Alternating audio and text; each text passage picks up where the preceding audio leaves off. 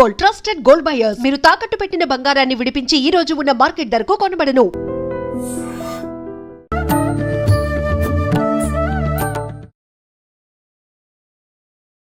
నమస్కారం, welcome to I dream. ధర్మ మార్గం విత్ విజిత కార్యక్రమానికి స్వాగతం. ప్రస్తుతం మనతో పాటు ఉన్నారు ప్రముఖ జ్యోతిష వాస్తు పండితులు బ్రహ్మశ్రీ అన్నవరపు తిరుపతి మూర్తి అవధాని గారు. ఇప్పుడు గురుగారితో మాట్లాడి మరిన్ని విషయాలు తెలుసుకుందాం. నమస్కారం గురుగారు. ఓం శ్రీ మహాగణాధిపతయే నమః. గురుగారు, రుద్రాభిషేకం చేయటం వల్ల అనారోగ్యంగా ఉన్న వాళ్ళు ఎవరైనా ఉంటే వాళ్ళ ఆరోగ్య పరిస్థితి అనేది కుదుట పడుతుంది అని చెప్పి, ఎటువంటి ఆరోగ్య పరంగా ఇబ్బందులు ఉన్నా కూడా అవన్నీ తీరిపోతాయి అని చెప్పి నమ్ముతూ ఉంటారు. నిజంగా రుద్రాభిషేకం చేయటం వల్ల ఆరోగ్య సమస్యలన్నీ కూడా తొలగిపోతాయా? అంటే బాగోలేని వాళ్ళు నార్మల్ స్థితికి వస్తారా? రుద్రాభిషేకము వలన దీర్ఘకాలిక వ్యాధులు నయమైనవి అనే దాఖలాలు చాలా ఉన్నాయి. అధ్యవోచదధివక్త ప్రథమో దైవ్యోభిషకు అహీగుశ్చ సర్వాన్ జంభయన్ సర్వాశ్చయాతు ధాన్య. అంటే ఒక్కొక్క దానికి ఒక్కొక్క మంత్రం ఉంటుందండి. మనిషి హాస్పిటల్లో ఉన్నాడు, సెలైన్ ఎక్కిచ్చాడు, కాస్త ఇబ్బందికర వాతావరణంలో ఉన్నాడు అన్నప్పుడు ఈ మంత్రం ఎంత పారాయణ చేస్తే అంతగా మనిషిలో ఆ శక్తి వెళ్తూ ఉంటుంది. ఇది అనేక దాఖలాలు ఉన్నాయి. కాబట్టి మనకేంటంటే ఇది నిజమా అనేటువంటి ఒక అపనమ్మకంలో మనం ఉంటాం. హాస్పిటల్లో ఉన్నాం, మందులు పడుతున్నాం కదా, అది మనకు నయం చేసింది అని. ఆ ఒక మందు శరీరంలోకి వెళ్ళి ఎలా అయితే పనిచేస్తుందో అలానే మంత్రం అమ్మ. అదేంటండి, మీరు టాబ్లెట్ వేసుకుంటారు, అది లోపల ఎక్కడ పనిచేస్తుందో మీకు తెలియదుగా, ఎలా పనిచేస్తుందో మీకు తెలియదు. అది తయారు చేసిన డాక్టర్కి మాత్రమే ఆ టాబ్లెట్ వాడితే ఎలా పనిచేస్తుందో తెలిసి ఎంత మోతాదు ఏది ఉండాలో రెడీ చేస్తాడు. అతను అలా తయారు చేయడానికి అతని చదువు, ఆ చదువుకు కారణం మళ్ళీ భగవంతుడు, భగవంతుడు అనుగ్రహం, గ్రహశక్తి, ఈశ్వరుడు యొక్క పరిపూర్ణ అనుగ్రహం. అధ్యవోచదధివక్త ప్రథమో దైవ్యో భిషకు. భిషకు అంటే వైద్యుడు, భిషక్ అంటే వైద్యుడు, భిషక్ అంటే వైద్యుడు. మొట్టమొదటి వైద్యుడు ఎవరి అంటే భగవంతుడే మళ్ళీ. అందుకనే అన్ని కులాల వారు, అన్ని మతాల వాళ్ళు ఏ సమస్య వచ్చిన వెంటనే డాక్టర్ దగ్గరికి వెళ్తూ ఉంటారు. ఎందువల్లంటే ఆ డాక్టర్నే భగవంతుడిగా కొలుస్తారు వాళ్ళు. సో మొట్టమొదటి వైద్యుడు ఎవరి అంటే డాక్టర్, ఆయన ఈశ్వరుడు. కనుక ఆ రుద్రానికి సంబంధించినటువంటి దాంట్లో ఒక్కొక్క దానికి ఒక్కొక్క మంత్రం. వయస్సు పర్ణ అనేటువంటి ఒక మంత్రం.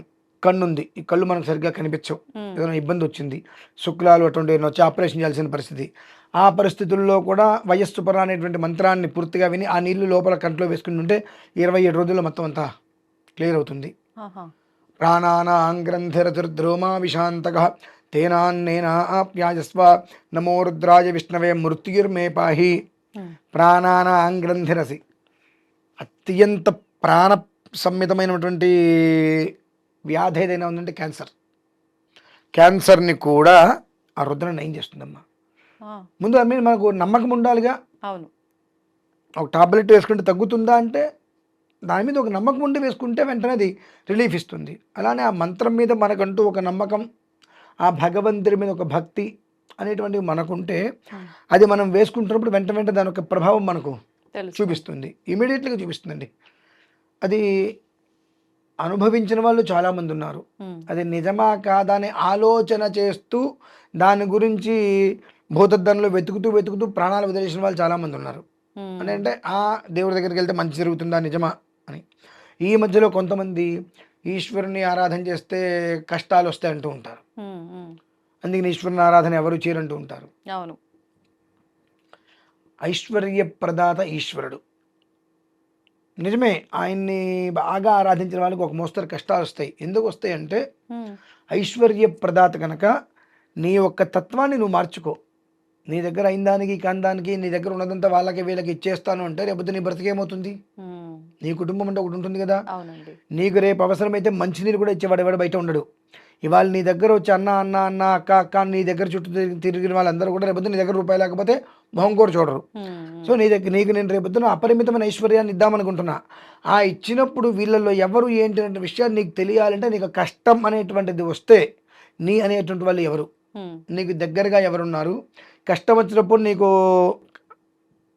నిన్ను కాచుకుంటూ నీకు దగ్గరగా ఎవరున్నారు, ఏమో వీళ్ళ కష్టం వచ్చింది మనకెందుకు లేనిపోయింది, దగ్గరికి వెళ్తే ఏమన్నా హెల్ప్ అడుగుతారని చెప్పి పారిపోయిన వాళ్ళు ఎవరున్నారు అనేటువంటి విషయాన్ని నీకు పరిపూర్ణంగా తెలియటం కోసమే భగవంతుడు నీకు కొన్ని రకాల ఇబ్బందులు ఇస్తాడు. ఓకే. ఆ ఇబ్బందులు నువ్వు కనుక తెలుసుకొని తగు రీతిలో జాగ్రత్తగా ఉండగలిగితే ఆ పరమేశ్వరుడు ఇచ్చేటువంటి అనంతమైన ఐశ్వర్యానికి నువ్వు అర్హురాలుగా అవుతావు. లేదనుకోండి ఎంత డబ్బున్నా మనకు అది పంచదార పాకం పారుతూ ఉంది అన్నట్టుగా వెళ్ళిపోతుంది. మన మనస్తత్వాలు ఎలా ఉండదు తెలుసమ్మా, ఈశ్వరుడు అందుకనే నువ్వు ఎంత చేస్తావో చూస్తూ ఉంటాడు ఆయన. మనకు ఒక దాని మీద స్థిరమైన నిర్ణయం ఉండదు. కోతి వంటి మనసు అంటారు కదా, చీమ వంటి మనసు, కోతి వంటి బుద్ధి. చీమ మనసు అంత మంచిది అంటారా? అంటే చిన్నది, దానికి ఒక వ్యవస్థ ఉండదండి. అంటే దానికి ఏం కావాలో కూడా తెలియదు. ఇక్కడ పంచదార ఉంటుంది, ఆ పంచదార తింటూ ఉంటాయి అవి. ఈ పక్కన బియ్యపిండి పోస్తే ఇది వదిలేసి బియ్యపిండి దగ్గరికి వెళ్తాయి, ఆ పక్కన బూందీ వేస్తే అది వదిలేసి దాని దగ్గరికి వెళ్తాయి, ఆ పక్కన ఇంకోటి పోస్తే అటు వెళ్ళిపోతాయి. దానికి ఏదో ఒకటి తినాలి, ఏం తినాలో తెలియదు, క్లారిటీ ఉండదు. ఏదున్నప్పటికీ కూడా మనకు కావాల్సింది పంచదార అనేటువంటి స్థితిలో పక్కన ఏం పెట్టినా దాన్ని వదిలేసేసి దాని అంటే పక్క వాటితో సంబంధం అని చెప్పి ఇవే తీసుకొని వెళ్ళిపోవు. పక్కన పెట్టిందంటే ఈ 4 చీమలు ఒక చీమ అటు వెళ్ళి అని పిలుస్తాయి, ఇవన్నీ వదిలేసి అటు వెళ్ళిపోతుంది. ఏది తీసుకోవాలో తెలీదు అని ఏదో ఒకటి తీసేసుకుంటుంటాయి. ఆ ఆలోచన మన దగ్గర ఉన్నంత కాలము కూడా భగవంతుడు మనకు ఆ అపరిమిత ఐశ్వర్యాన్ని ఇవ్వడు. కనిపెట్టుకు చూసు కోతి అంటే అదేంటండి కోతి అంతకన్నా దారుణం కదండి అంటాం మనం. కోతి అంటే కోతి చేష్టలే చూసామండి, మర్కట కిషోరాన్ని చూడాల. అంటే అండి మర్కట కిషోరము అంటే ఆ కోతి దానికి పిల్ల దాని కడుపుని గట్టిగా పట్టుకుని ఉంటుంది, ఇది చెట్టు మించి చెట్టు మీదకి దూకుతూ వెళ్తుంది, అది గట్టిగా పట్టుకోవాలి, పిల్లే పట్టుకోవాలి. అవును, అది కనుక వదిలేస్తే తల్లి పట్టించుకోడు, నీ చావును వెళ్ళిపోతుంది అది. అలా ఎగురుతున్నప్పుడు దానికి విద్య అదంతా పిల్లకి. నువ్వు ఎంత దానికి భయపడతా ట్రైనింగ్ అదే ఉంటాయండి. అదే నేను అంటున్నా, మర్కట కిషోరం మార్జాల కిషోరం. నువ్వు కనుక మర్కట కిషోరంగా ఉంటే మార్జాలంగా భగవంతుడు నిన్ను చూస్తాడమ్మా. మార్జాలంగా అంటే చెప్తా. మర్కటము అంటే మనం భగవంతుని గట్టిగా పట్టుకోవాలి, ఆయన దూకుతూ ఉంటాడు, చాలా ఊబిలోకి ముంచేస్తాడు, నానా రకాల కష్టాలు పెడతాడు. అయినప్పటికీ మనం ఆయన పట్టుకోకుండా అలానే ఉంటే అప్పుడు మార్జాలం. మార్జాలం అంటే పిల్లి తన పిల్లల్ని నోట ఖర్చుకొని గోడ దూకుతూ ఉంటుంది. మనం ఏంటి పిల్లి దాని పిల్లల్ని చంపేస్తుంది ఏంటని మనం అనుకుంటాం, కానీ దానికి తెలిసి ఎంత జాగ్రత్తగా తన పిల్లల్ని ఎక్కడెక్కడ పెట్టాలో తన నోట ఖర్చుకొని వెళ్ళిపోతుంటుంది. ఆ రకంగా భగవంతుడు మనల్ని పట్టుకుంటాడు. అది చూసిన వాళ్ళందరికీ ఎలా అనిపిస్తుంది అంటే ఇంత భగవంతుని ఎంత ఆరాధిస్తున్నా ఇంత కష్టపడుతున్నారేంటి వీళ్ళు అన్నట్టుగా భగవంతుడు కనిపిస్తుంది. కానీ మనకు తెలుసు ఎటువంటి కష్టాల్లో నుంచి ఎన్ని రకాలు దాటుకొని బయటకు వస్తే ఎన్ని రకాల వ్యాధుల నుంచి మనం బయటపడ్డాం. వ్యాధి మీనింగ్ సాటి మనిషి, సాటి మనిషి. మనం ఉపకారం చేసినటువంటి వ్యక్తి మనకు ఉపకారం చేయకపోయినా నష్టం లేదు, అపకారం చేయకుండా ఉంటే మనం బాగానే ఉంటాం. అపకారం చేసే ప్రక్రియ చేసినప్పుడు ఏమవుతుందంటే ఆ బాధ తట్టుకోలేక బాధతోటి రకరకాల వ్యాధులు వచ్చేస్తాయి, మనోవ్యధ, అక్కడి నుంచి అన్ని రకాల వ్యాధులు మనకు వచ్చేస్తాయి.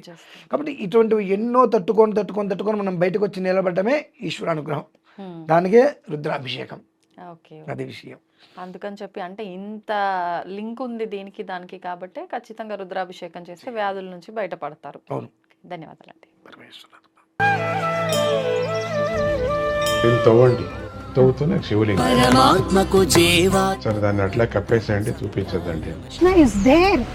మూర్తి పూజ కాదు, సాక్షాత్ బ్రజేంద్ర నందన భగవాన్ ఉన్నారు మూర్తులు. ఏమీ ఆశించకుండా ఆరాధించే వాళ్ళు కూడా ఉన్నారా ప్రభుజీ? నిజమైన భక్తి అంటే మనకు తెలియదు కాబట్టి